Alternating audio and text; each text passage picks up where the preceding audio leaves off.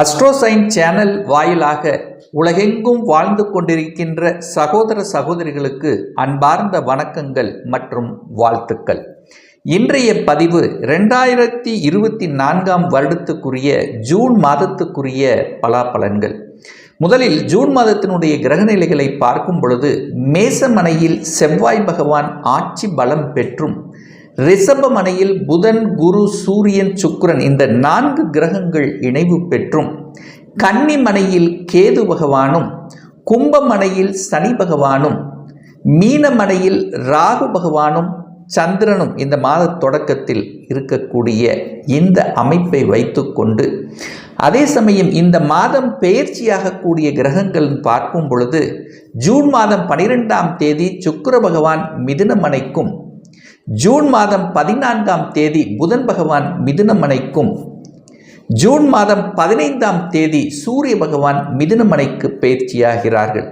So இந்த அமைப்புகளை வைத்துக்கொண்டு என்ன மாதிரியான பலன்கள், சாதகம் என்ன, பாதகம் என்ன, எதை செய்யலாம், எதை செய்யக்கூடாது, என்ன மாதிரியான தெய்வ வழிபாடு உகந்தது என்பதை பற்றித்தான் டீட்டெயிலாக இந்த பதிவில் நம்ம பார்க்க இருக்கிறோம். அதற்கு முன்னால் நம்முடைய சேனலை ஃபர்ஸ்ட் டைம் நீங்கள் பார்ப்பவர்கள் என்றால் மறக்காம சப்ஸ்கிரைப் பண்ணிக்கிங்க. துலாம் ராசி அன்பர்களே, உங்களுக்கு இந்த ஜூன் மாதம் எப்படி இருக்குன்னு பார்க்கும் பொழுது உங்கள் ராசி அதிபதியாக இருக்கக்கூடிய சுக்கிர பகவான் ஆட்சி பலம் பெற்று வலிமையாக 8ஆம் இடம் என்கின்ற அட்டமஸ்தானத்தில் போய் உட்கார்ந்துருக்கார். அப்போது எல்லாமே நன்றாக இருக்கும், ஆனால் ஏதாவது ஒரு குறை இருக்கின்றது போல ஒரு ஃபீலிங் உங்களுக்கு நெகட்டிவ் எண்ணங்களை விளைவித்து கொண்டிருக்கும். அதை பாசிட்டிவாக கன்வெர்ட் பண்ணிட்டாலே உங்களுக்கு நல்லவைகள் நடக்கக்கூடிய தன்மை. அப்போ உங்கள் ராசி அதிபதி 8ல் இருக்கிறதுனால மற்றவங்க யாரும் உங்களுக்கு கெடுக்க போவதில்லை. நீங்கள் கெடுத்து கொள்ளாமல் இருந்தாலே போதும், எல்லாம் நன்றபடியாக நடக்கும் அப்படிங்கிறதையும் ஞாபகத்தில் வைத்துக் கொள்ளுங்கள். 2ஆம் இடத்தை, அதாவது குடும்பஸ்தானத்தை, தனஸ்தானம், வாக்குஸ்தானம் என்று சொல்லக்கூடிய 2ஆம் இடத்தை குரு பகவானுடைய பார்வை பெறுகிறது. அந்த 2ஆம் அதிபதியாக இருக்கக்கூடிய செவ்வாய் பகவான் ஆட்சி பலம் பெற்று வலிமையாக உட்கார்ந்திருக்கார். அப்ப தனஸ்தானாதிபதி வலிமையா இருக்கு. அப்ப தனஸ்தானாதிபதி வலிமையா இருக்கும் போது பொருளாதாரத்தில் ஏற்றத்தை தரக்கூடிய தன்மை, அதே சமயத்தில் குடும்பத்துக்கு சுப காரியங்கள் செய்யக்கூடிய அத்தனை அம்சங்களும் உங்களுக்கு சிறப்பாக இருக்கிறது. அப்போ கடந்த காலத்தில் பார்த்தீங்கன்னா உங்கள் ராசி, அதாவது 2ஆம் அதிபதியாக இருக்கக்கூடிய செவ்வாய் பகவான் 6ஆம் இடத்தில் இருந்தார் அல்லவா, சில எதிர்ப்பு பகைங்கிறது உங்களுக்கு இருந்திருக்கும். சனியினுடைய பார்வை பெற்றிருந்தது அல்லவா. ஆனால் இப்போ குடும்பத்தில் இருந்து வந்த அந்த எதிர்ப்பு, அந்த பகை எல்லாமே விலகப் போகிறது. கணவன் மனைவிக்கு இருந்து வந்த பிரச்சனைகள் விலக இருக்கிறது. ஒருவருக்கொருவர் அந்யோன்ய இருக்கக்கூடிய அத்துணை அம்சங்களும் சிறப்பாக இருக்கு. 8ஆம் இடத்திலிருந்து குரு பார்க்கின்ற காரணத்தால் கொடுத்த பணம் ஒரு சிலருக்கு திரும்பி வருவதற்கான வாய்ப்புகளும் சந்தர்ப்பங்களும் இந்த காலகட்டம் உங்களுக்கு சிறப்பாக இருக்கு. ஏன்னா 8ஆம் இடம் என்பது திடீர் அதிர்ஷ்டத்தை கொடுக்கக்கூடிய இடம் அல்லவா. ஸோ அந்த இடத்திலிருந்து குரு பார்க்கிறார். யாரோட இணைவு பெற்றிருக்காருன்னா லாப அதிபதியோடு இணைவு பெற்று, பாக்யாதிபதியோடு இணைவு பெற்று அந்த 2ஆம் இடத்தை பார்க்கறதுனால நிச்சயமாக உங்களுக்கு வரவேண்டிய பணம் திரும்பி வரக்கூடிய வாய்ப்புகள், சந்தர்ப்பங்கள் சிறப்பாக இருக்கு. 3ஆம் அதிபதியாக இருக்கக்கூடிய அந்த குரு பகவான் தனக்கு 6ல் போய் மறைஞ்சிருக்கின்ற காரணத்தாலும், 3க்குரியவன் 8ஆம் இடம் என்கின்ற அட்டமஸ்தானத்தில் இருக்கின்ற காரணத்தாலும் பிரயாணங்கள் மூலமாக சின்ன அலைச்சல் திருச்சல்கள் வருவதற்கான வாய்ப்புகள், அதே சமயத்தில் சகோதர வழிகளில் சின்ன சின்ன தொந்தரவுகள், அதாவது உங்களுடைய அண்ணன் தங்கச்சி இந்த மாதிரியான உறவுகளில் பார்த்திங்கன்னா சின்ன சின்ன விரிசல்கள் வருவதற்கான வாய்ப்புகள். ஸோ அது வராமல் பார்த்து கொள்வது உங்களுக்கு சிறப்பு. ஜாமீன் கையெழுத்து யாருக்கும் இந்த மாதம் நீங்கள் போடக்கூடாது அப்படிங்கிறத ஸ்ட்ராங்காக மனதில் பதிய வைத்துக் கொள்ளுங்கள். அப்படியே நீங்கள் போட்டீங்கன்னா அதன் மூலமாக பிரச்சனைகள் வருவதற்கான வாய்ப்புகள் இருக்கிறது. 4ஆம் இடத்தை குரு பார்க்கின்ற காரணத்தால் சுகஸ்தானம் வலுப்பெறப் போகிறது. அப்போ ரொம்ப நாளா ஒரு தொந்தரவு, ஒரு வீடு கட்ட முடியல, ஒரு பிரச்சனைக்குரிய இடமாக இருக்கிறது. இந்த மாதிரி அந்த பிரச்சனைக்குரிய அந்த இடம் எல்லாம் தீர்வு கிடைக்கக்கூடிய சந்தர்ப்பங்களை உருவாக்கும். அப்போ தாய் வர்க்கம் ரீதியில் இருந்து வந்த குழப்பங்கள் ஒரு தெளிவு பெறுவதற்கான வாய்ப்புகள் இருக்கிறது. வீடு கட்டி பாதிலேயே நிற்கிறது, அதற்கு கடன் கிடைக்கல, இந்த மாதிரியான விஷயங்கள் இருந்தவர்கள் அந்த வீடு கட்டி முடிக்கக்கூடிய தன்மைகள், ஒரு சிலர் வீட்டை வாங்கக்கூடிய திடீர் அதிர்ஷ்டத்தினால திடீர் அப்படின்னு ஒரு வீடு வாங்கணும்னு எண்ணம் உதித்து அந்த வீடு வாங்கக்கூடிய யோக பலன்களும் சிறப்பாக இருக்கிறது அப்படிங்கிறத ஸ்ட்ராங்காக சொல்லலாம். 5ஆம் இடத்துல சனி உட்கார்ந்திருக்கார். அதாவது இந்த துலாம் ராசி அன்பர்களுக்கு யோகத்தை தரக்கூடிய ஒரு கிரகம் அப்படின்னா அந்த சனி பகவான். அந்த சனி பகவான் வலிமையாக 5ஆம் இடமான பூர்வ புண்ணிய ஸ்தானத்தில் இருக்கின்ற காரணத்தால் குழந்தைகளால் நல்லவைகள் நடக்கக்கூடிய தன்மை, பூர்வீகம் சார்ந்த விஷயத்தில் இருந்து வந்த பிரச்சனைகளுக்கு தீர்வு காணக்கூடிய தன்மை, அது பெரிய மனிதர்களினுடைய துணையுண்டு. அதே சமயத்தில் பார்த்தீங்கன்னா அங்கே சனி பகவான் இருக்கார் அல்லவா, அப்போ சனிங்கிறது சின்ன சின்ன தடைகளை கொடுத்து இறுதியில் வெற்றி பெறக்கூடிய வாய்ப்புகள். ஒரு கோர்ஸ் எடுக்கிறீங்கன்னா ஒரு குழப்பம் இருக்கும், அந்த குழப்பத்திலிருந்து தெளிவு பெற்று ஒரு ஸ்ட்ராங்காக ஒரு டிசிஷன் எடுக்கக்கூடிய வாய்ப்புகள் சந்தர்ப்பங்கள் இருக்கிறது. என்ன கோர்ஸ் படிக்கணும், எந்த காலேஜில் இருக்கணும் அப்படிங்கிற டிசைடிங் அப்படிங்கிறது இந்த மாதம் உங்களுக்கு சிறப்பாக இருக்குது அப்படின்னு சொல்லலாம். 6ஆம் இடத்தில் ராகு இருக்கார்.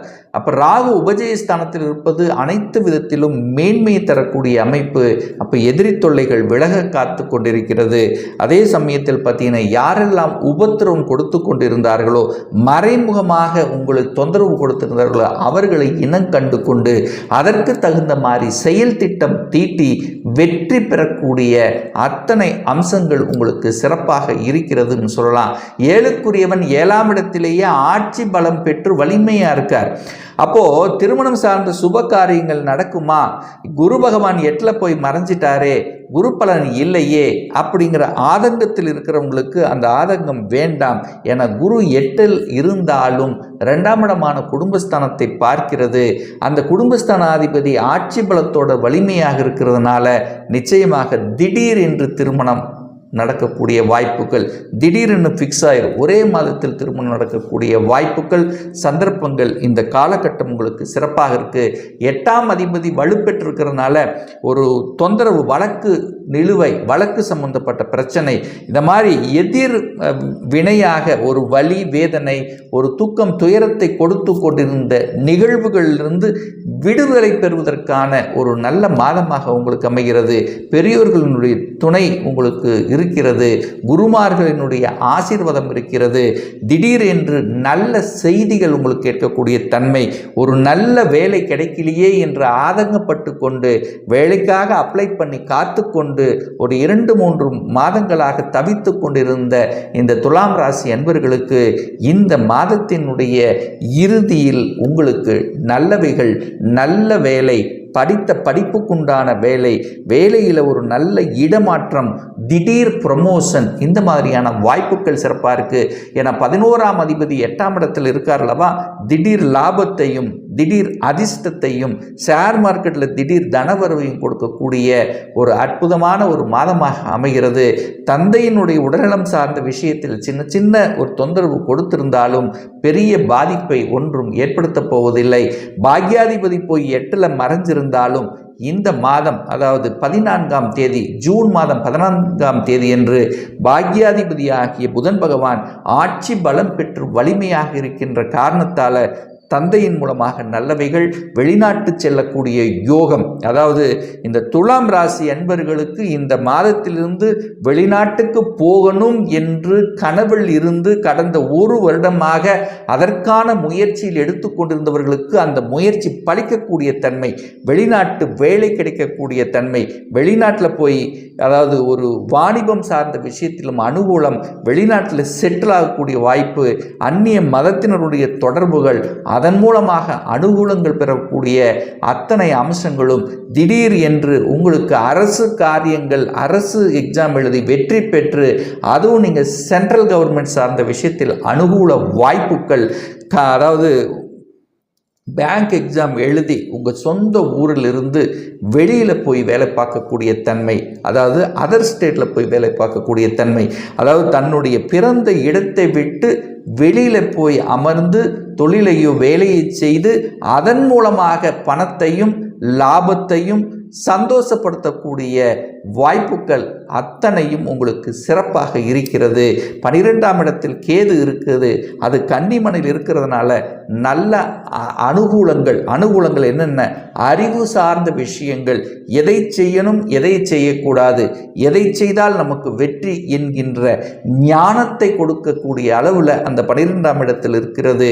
அப்போது நிச்சயமாக இந்த மாதத்திலிருந்து நீங்கள் எடுக்கக்கூடிய, அது மாதத்தினுடைய பிற்பகுதி 14ஆம் தேதிக்கு அப்புறம் தொட்டது துளங்கக்கூடிய, நல்லவைகள் நடக்கக்கூடிய ஒரு அற்புத மாதமாக உங்களுக்கு அமைகிறது. உங்கள் ராசிநாதன் 8ஆம் இடத்துல போய் அமர்ந்திருக்கின்ற காரணத்தால் உங்களுக்கு சில நெகட்டிவ் எண்ணங்கள் வரும். அதை தவிர்ப்பதற்கு ஒவ்வொரு வெள்ளிக்கிழமை என்று உங்களுக்கு பிடித்த அம்மன், அதாவது ஒரு நல்ல ஒரு அலங்காரத்தில் இருக்கக்கூடிய ஒரு அம்மன் தெய்வம் வழிபடுவது அனைத்து விதத்திலும் உங்களுக்கு நல்லவைகள் நடக்குங்கிறதுல எந்தவித மாற்று கருத்தும் கிடையாது. இப்போ நான் சொன்னது கோச்சார ரீதியாக இந்த மாதத்தினுடைய ஒரு பொதுவான பலன்கள். இந்த ராசி லக்னத்தில் பார்த்தீங்கன்னா பல லட்சக்கணக்கான பேர் இருப்பீங்க. எல்லாருக்கும் ஒரே மாதிரியான பலன்கள் அப்படின்னா நிச்சயமாக இல்லை. ஒவ்வொருத்தருடைய கிரகமைப்புகளும் அதனுடைய தசாபுத்திகளும் மாறும். அதற்கு தகுந்த மாதிரி பலன்களும் மாறும் என்பதை ஞாபகத்தில் வைத்து கொள்ளுங்கள்.